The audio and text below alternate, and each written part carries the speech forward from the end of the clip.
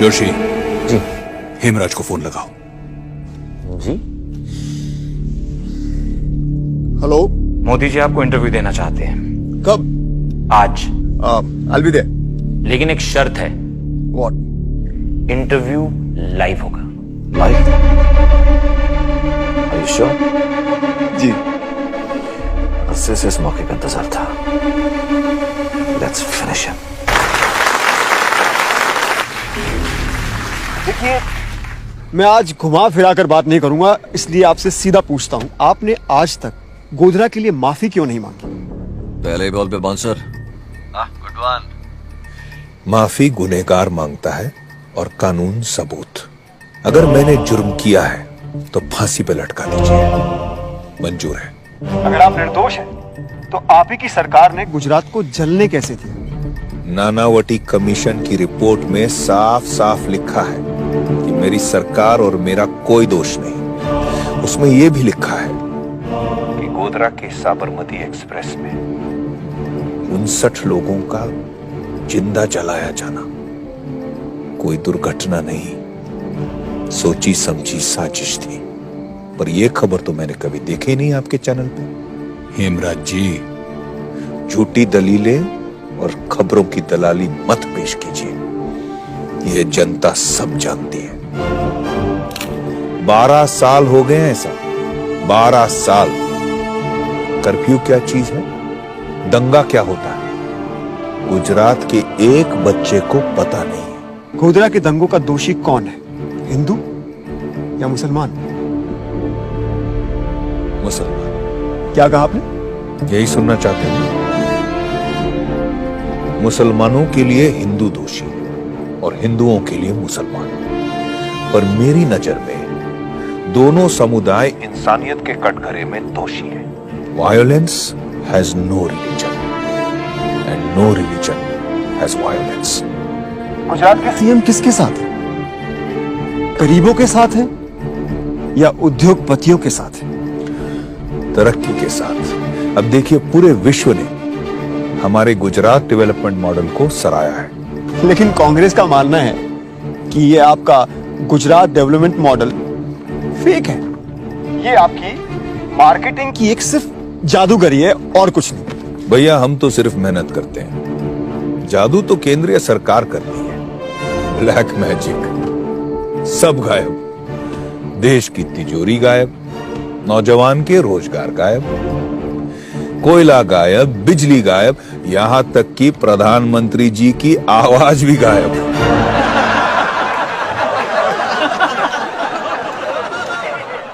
मित्रों, अब आपको निर्णय लेना है, उनका टेप रिकॉर्ड सुनना है या मेरे विकास का ट्रैक रिकॉर्ड।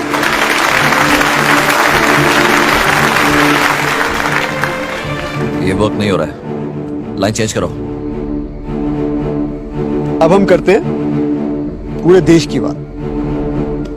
मेरा अगला सवाल आपसे ये है। आपका सवाल या उनका सवाल? मतलब? कमाल की रिमोट कंट्रोल टेक्नोलॉजी है भैया, मुंह आपका, सवाल किसी और के।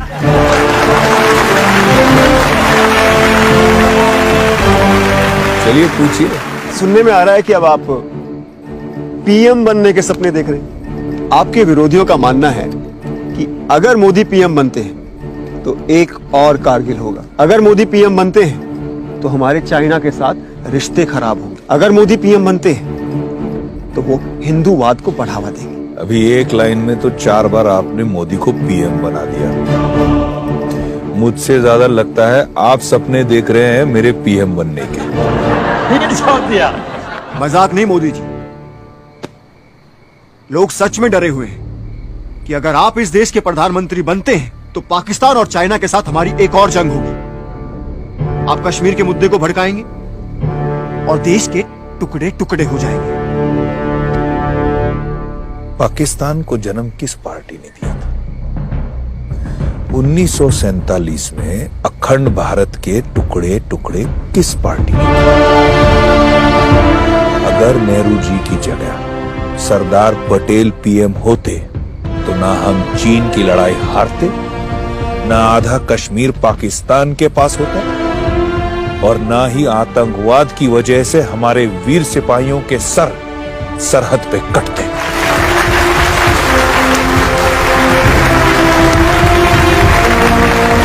लेकिन मोदी जी, हमारा हिंदुस्तान एक सेक्युलर देश है और लोगों को डर है कि आप इसी हिंदुस्तान को हिंदू राष्ट्र बना देंगे।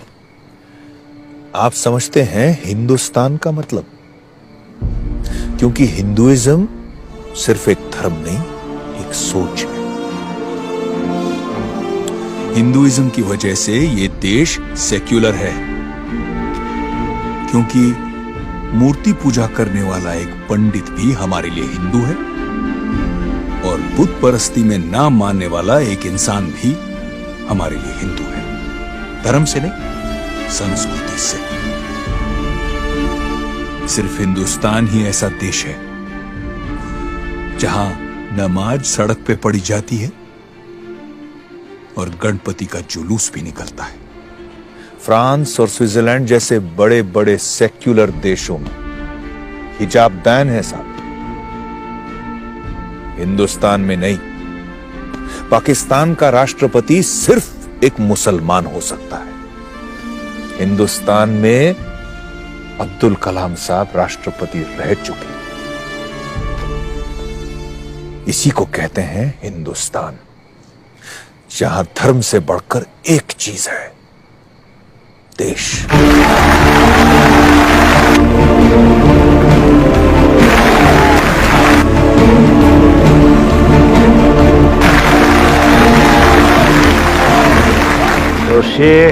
ये सब छोड़िए मोदी जी, ये बताइए कि जब तक आपके ऊपर गोधरा कांड में चल रहे एसआईटी कोर्ट की क्लीन चिट नहीं मिल जाती, आप प्रधानमंत्री कैसे बन पाएंगे?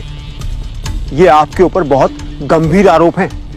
जनता तो छोड़िए, आपकी खुद की पार्टी आपको कैसे स्वीकार करेगी? इसका जवाब आपको अगले 30 सेकंड में मिल जाएगा। वो क्या कहते हैं आपकी भाषा में, ब्रेकिंग न्यूज है, आपके लिए और उनके लिए भी। मोदी जी, जय हिंद। अभी कुछ सवाल बाकी है।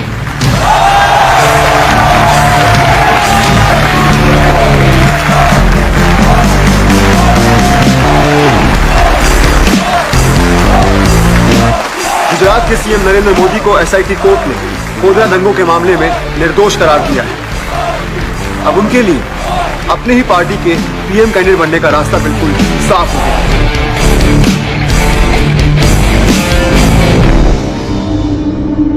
गजब का जुनून है इसकी आंखों में। अगर मोदी जीता तो पाकिस्तान को हरा देगा।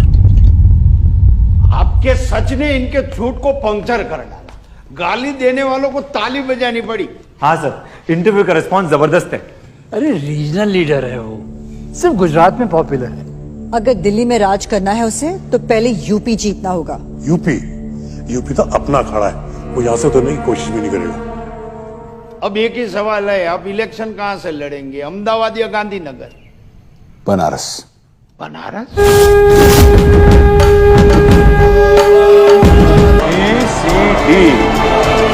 आपके कारनामे तो छेड़ तक गिना सकता हूं साहब। अंग्रेजी सीखना कोई बड़ी बात नहीं, हम तो अंग्रेजों को हिंदी सिखा देंगे। भूलो मत उसने गुजरात में क्या किया था। मौत का सौदागर है वो। उसे जीतने दिया तो पूरे इंडिया को गुजरात जैसे बना देगा। अरे गुजरात बनाने के लिए 56 इंच की छाती चाहिए, पक्की सड़कें बनाने के लिए पक्की नीयत चाहिए, 24 घंटे बिजली लाने के लिए दिमाग में रोशनी चाहिए। हाँ, मैं सौदागर हूं, लेकिन मौत का नहीं, विकास का। आप किसका सौदा करते हैं जी? है कोई जवाब? मेरी आखिरी रैली पटना के गांधी मैदान में होगी और ये जंग दिल्ली में ही जाके खत्म होगी। सही कह रहा है ये। गांधी मैदान की रैली इसकी आखिरी रैली होगी। इस बार हम जिहादी नहीं, फौजी भेजेंगे। लड़के हमारे, और लिबास आपकी। कब पहुंच रहे हैं आपके अफसर? पहुंच चुके हैं दिल्ली। कोई मोदी की लहर वहर नहीं है। बट मैम, सारे सर्वे यही दिखा रहे हैं और हमारी इंटरनल रिपोर्ट भी यही कह रही है कि वो हमसे बहुत आगे निकल गए हैं। He is winning ma'am. एक बुरी खबर है मैम। अब क्या? इंटेलिजेंस ब्यूरो के रिपोर्ट्स के हिसाब से हिंदुस्तान में कुछ टेररिस्ट घुस आए हैं जो मोदी को मारना चाहते हैं। ये तो बहुत बुरी खबर है।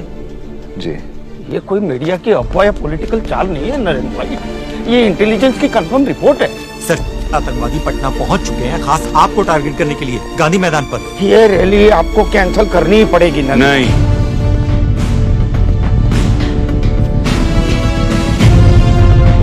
मीडिया को ब्रेकिंग न्यूज और विरोधियों को मुद्दा मिलेगा कि मोदी भाग गया।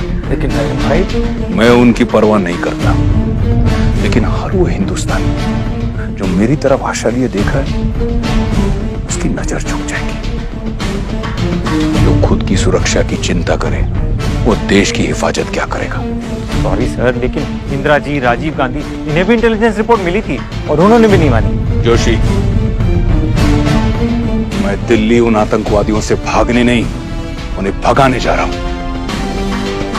बाप प्रणाम। बस नरेंद्र भाई मेरी बात नहीं मान रहे हैं, अब आप ही समझाइए।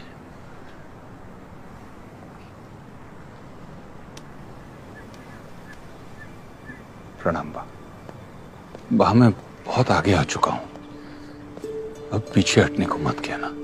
कौन कहता है तुझे पीछे हटने को? तू आगे बढ़ बेटा। जब तू बच्चा था ना, सैनिक बनना चाहता था। अब देख, बिना वर्दी के तू सैनिक बन गया। बात तू रड़े छे? एक सैनिक की माँ की आंखों में आंसू नहीं, गर्व होता है बेटा। मुझे तुझ पर गर्व है। जय हिंद। जय हिंद।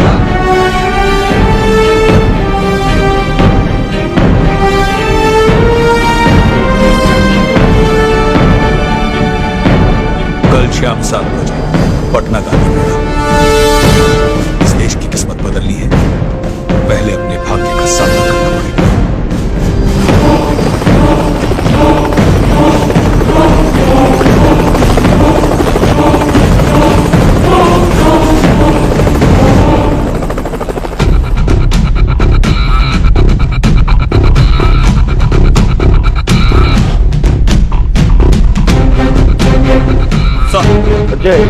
सिक्योरिटी अपडेट क्या है? सर, सारे एंट्री पॉइंट्स पे स्कैनर्स लगवा दिए गए हैं। पुलिस की तादाद डबल कर दी गई है। मैं और मेरी टीम सिविल ड्रेस में क्राउड में होंगे और डॉग स्क्वाड को मैंने ऑर्डर किया है कि स्टेज एरिया को दोबारा चेक करें। Aman Bhargava, counter terrorism security expert. आपकी क्या राय है? सर, ये रैली कैंसिल कर दीजिए। थ्रेट लाइव है, भीड़ लाखों के समय बहुत कम, सिक्योर करना मुमकिन नहीं होगा। ये मुमकिन करना होगा।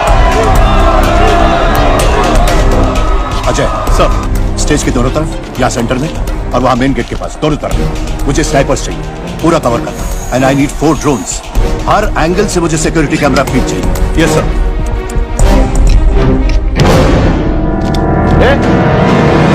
इधर क्या कर रहा है? कुछ नहीं सर, आ रहा हूँ। स्टेज पे वायरिंग कर देगी जल्दी। Okay sir. मुझे ड्रोन का फीड देना।